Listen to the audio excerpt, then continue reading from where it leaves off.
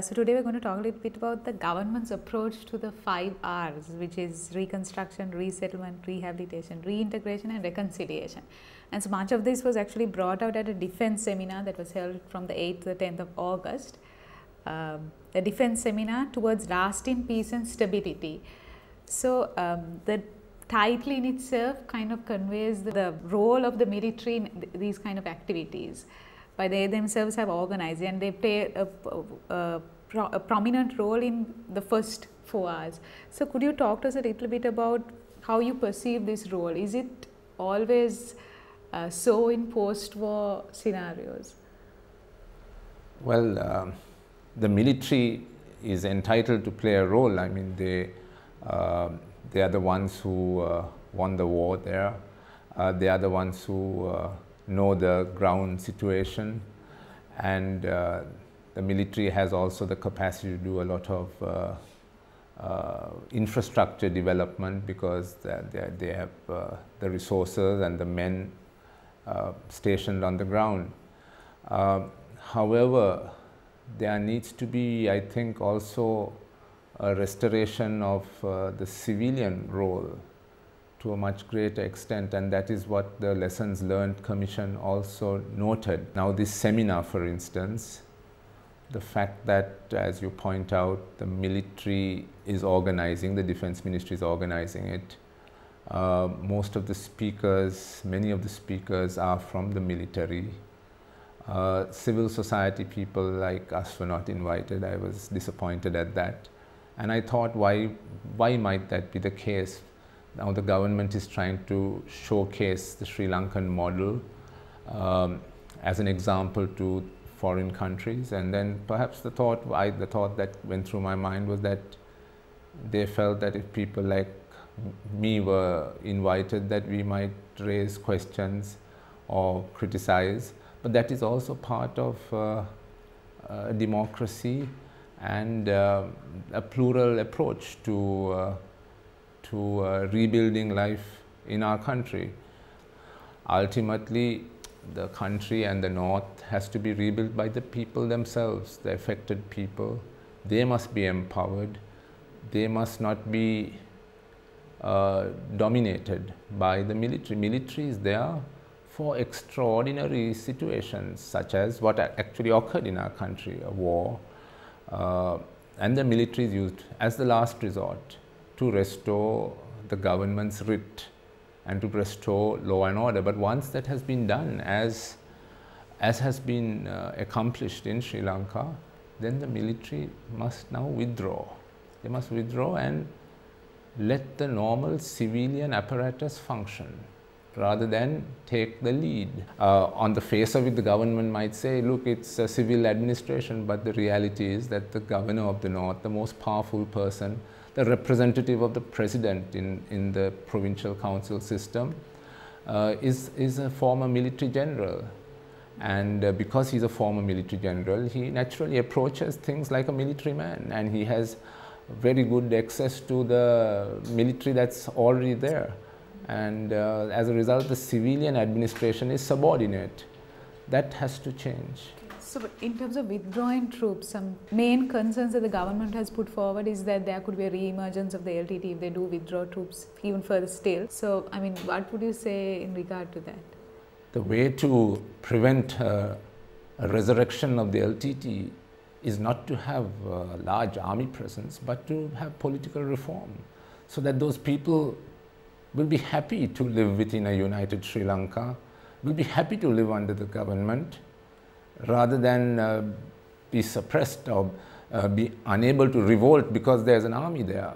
They must not want to revolt at all, and that will come through political reform, through a political solution.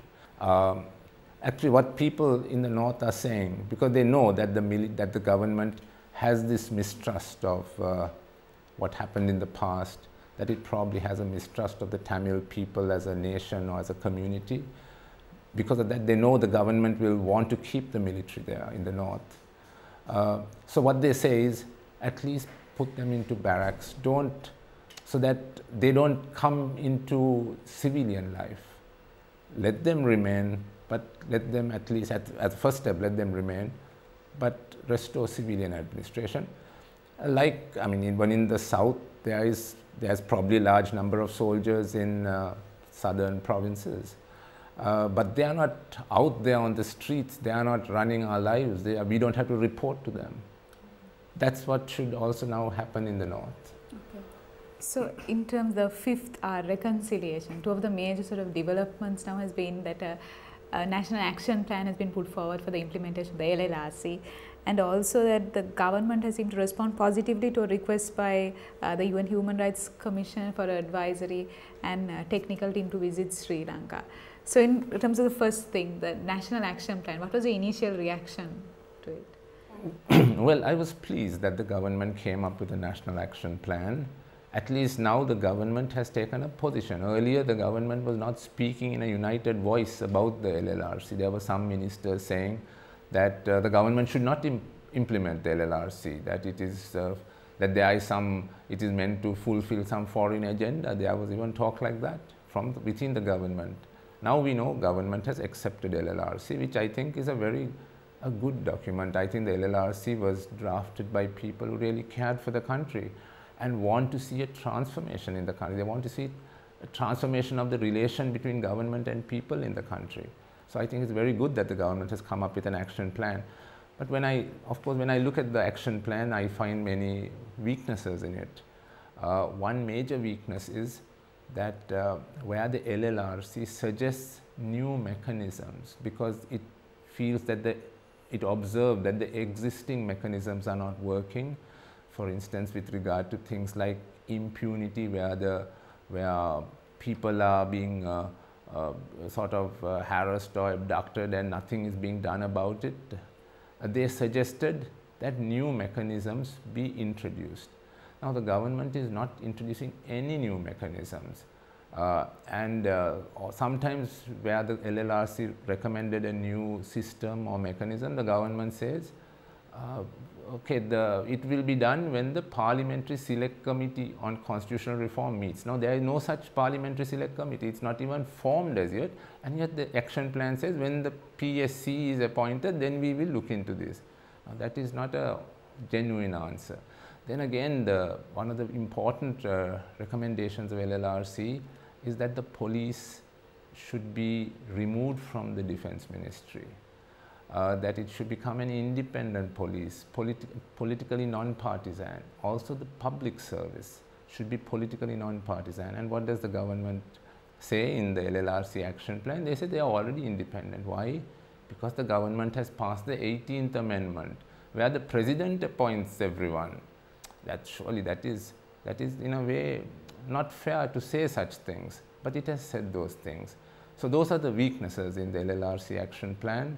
But nevertheless, the government has put in a lot of other things into the action plan and given time frames so we can monitor and see. And I think civil society has a big role to play in monitoring how these action plan is going to be implemented.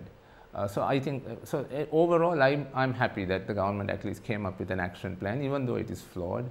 And with regard to inviting the UN Human Rights Commission people to Sri Lanka, I think that also is positive. We must be happy about that because we must engage, the government must engage with the International Human Rights Commission and with the international human rights groups, because that is the way in which they are trying to improve the way government relates to the people, and that is something we need to support. Okay. So in terms of the national action plan that has been now proposed, you said that you earlier pointed out more participation from civil society as well. So how do you, if it is implemented, how would you like to see it being done in terms of consultation with other groups, or how would you like to see it being done? I mean, ideally the government must work with the civil society. Civil society means working with the people. Of course, government is responsible for seeing that things happen, but it must work with the people, and working with the people means working with civil society. And then of course there are other groups, the NGOs, which are organized elements in civil society. They can also be asked to assist. My organization will be very happy to work with the government to implement some of those recommendations. We in fact are planning to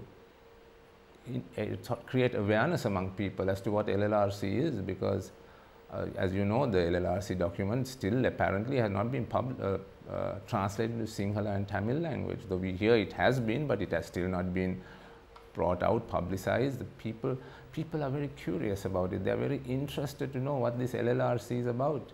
So there's a lot of interest. So we want to create awareness through seminars, workshops among the general population. So that we want to do.